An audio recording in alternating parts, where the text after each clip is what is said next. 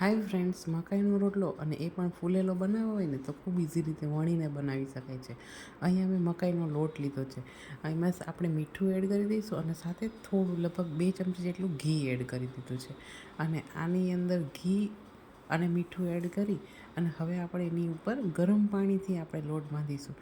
તો ગરમ પાણીને આવી રીતે એડ કરી અને વેલણની મદદથી થોડું હલાવી લેવાનું છે.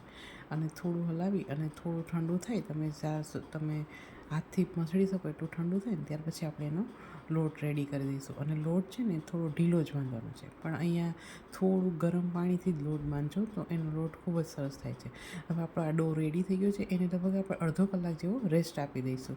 અને અડધા કલાક પછી આવી રીતે એનો લુવો લઈ અને આપણે રોટલી વણતા હોય ને એ રીતે અટામણ સાથે, અહીંયા મકાઈનું જ અટામણ લીધું છે, એની સાથે આપણે આ રોટલો વણી લઈશું. સાથે આપણે લોઢીને ગરમ કરવા પણ મૂકી દીધી છે.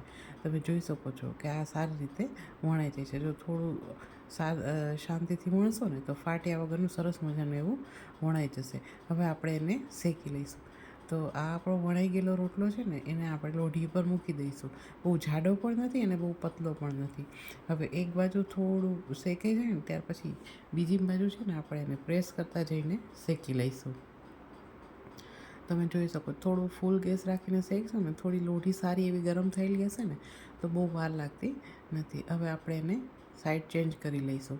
હવે આપણે છે ને એને પ્રેસ કરતા જઈશું અને આપણે બંને બાજુ ગોલ્ડન કલરની સરસ મજાની ડિઝાઇન પડે ને એવી રીતે કરી અને શેકતા જઈશું.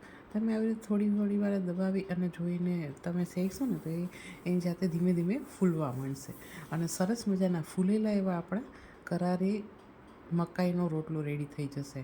અને આ રોટલો બનાવવો ખૂબ જ ઇઝી છે.